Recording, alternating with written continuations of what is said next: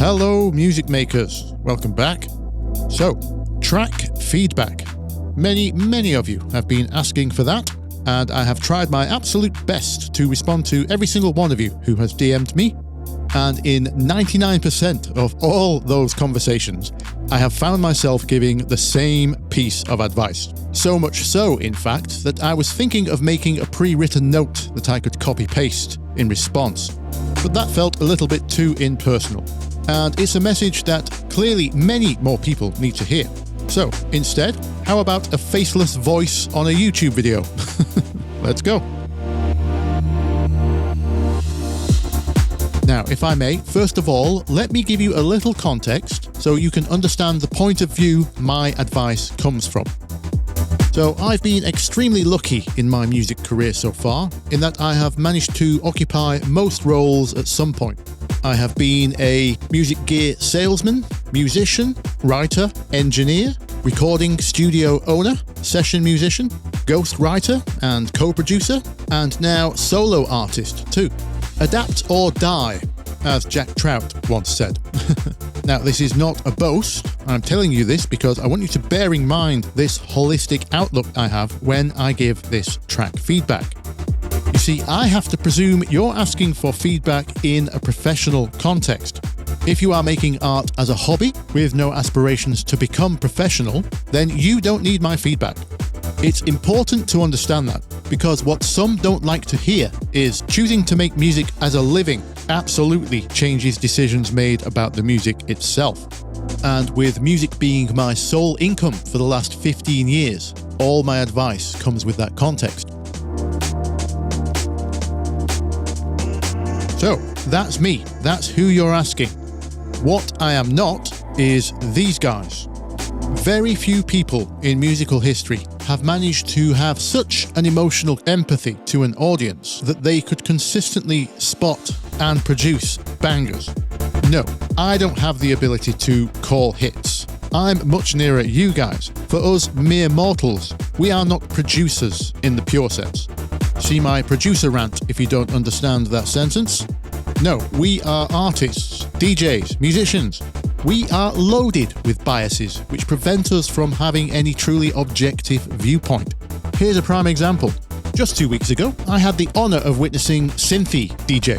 I will boast a little bit here. It turns out she watches my channel. She happened to be playing in the north of England and invited me to the gig. What a privilege. Anyways, at a couple of times in the set, she would drop one of her own tracks. And even she, an incredible DJ, professional for 17 years, would turn to me and say, "Are the chords okay?" Bless her soul. I gave her the same response I've been giving to you guys. It doesn't matter what I think. I pointed to this lot. These are the ones that matter. And let me tell you, correct chords or otherwise, it was clearly working because they were dancing. Barely a phone in sight too. You love to see it. What I'm trying to say is beware seeking the advice of your peers. Unless your music happens to be targeting an extremely small audience, other producers, DJs and engineers are not your audience. In fact, they are the opposite. They are the worst kind of audience. I am actually the worst person to ask if I like your chords. Think about it. 30 years of working chords out by ear means I can recognize any chord instantly. That means I've heard most chords already. Most standard chord progressions don't excite me anymore, so I have an inherent bias towards unusual and interesting harmony in chords. And that comes at the expense of being able to communicate certain messages in my own music, because I will overcomplicate things to satiate my own inner boredom or ego. And it makes it very hard for me to respond as a proper producer, like an audience, emotionally as to whether a set of chords are appropriate for the intended emotion of any given track. I myself often have to get feedback from a more appropriate audience, like someone who can actually dance properly, or who actually goes to those nights and takes the correct substances. You're going to get far better feedback putting that track in a set, or at least on SoundCloud, than having me second guess my emotions. Okay, so chords aren't your problem. Most of you, in fact, have actually been asking for mix feedback. Here's the advice I've been giving on that front. You see, the whole purpose of my channel is to hopefully give you actionable information that you can take away, use, and will have some tangible difference in the real world. Now, picture this scenario. You ask me for mix feedback. I notice that the upper frequencies of your bass sound are masking the chest frequencies of your kick, and that's weakening and slowing down your groove. Now, what exactly does that teach us? Because that advice pertains only to that particular bass sound, playing that bass line in that key against that specific kick drum, against all the other elements specific to that one track. What can we take away from that? Because we don't know if this is just a coincidence of specific events for that particular track, or if it's something that you do all the time, or just some of the time. Your ears haven't suddenly magically leveled up as a result of me telling you that. To stick with the game analogy, just because you pulled me in as a co-op assist to help you kill the first boss doesn't solve the bigger problem when you've got the rest of the game to go, does it? Instead, the only practical advice I can give is that ear training just takes time. You can speed up that process by improving your listening environment and referencing a lot more. See my video on the 3 R's. The good news is, until future you masters it, guesswork is absolutely fine. There are plenty of incredible, iconic, well-performing tracks which engineers would say sound bad. So it can't be that important, can it? Now, you've heard me say this before, but I'll say it again. Context is everything. I mentioned emotional response earlier. Let me give you another prime example. It's not a dance music example, but go with it. One of my favorite bands of all time is called Tool. If for some bizarre reason I was ever asked to give feedback on first listen, out of context, of their track called Wings Part 2, I would probably think something like, the voice is very monotone, not very melodic at all. Can't hear the lyrics in most of it, and it doesn't shift harmony very much. Takes too long to get going, and at 11 minutes, that could have been halved easily with a good producer.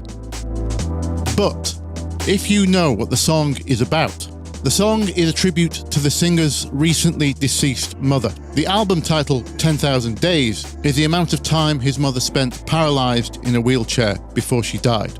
And the track title, Wings, is, even though her son was not religious, she very much was. And he is demanding of God that, of all people on earth, she has earned her wings, as despite what had happened to her, she remained devoted. Now, sorry to bring the mood down, but I hope you can see how a single track in a vacuum, out of context, is almost redundant. What I'm trying to say is the bigger picture is far more important. The bigger picture being the why, not the what. We have developed a culture of asking how someone made a track, not why they made the track. When in the real world of successful artists, it's their story that spreads the music, not the other way around. I don't just mean sad stories.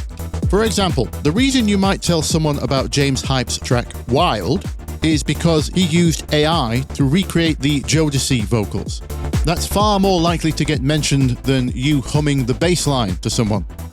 Or the aforementioned Cynthia, how she has a room full of real synths, including a classic 909, how she DJs live on vinyl, or how about how she used to code for Ableton. Fun fact. I will do a video on brand or identity, but if you can make all of your music line up to a narrative of some kind, that is the reason you're going to be discovered and seen, not because you had some nice chords and a big fat kick drum. This is why I have been replying the way I have. In order to give you truly useful feedback, I need to know the whole story, especially what does success look like to you? What's the plan? Because I promise you, one track is not a plan. Again, I'm thinking in a professional context. It has to be more than just good music. A great track can't be a great track unless people can find it, or more importantly, have a reason to search it out. It was always the case, but it's even more prevalent now that AI is amongst us. So, there's your feedback. I hope you found it useful. I hope you learned something, and until next week, I'll see you in the comments. Bye-bye.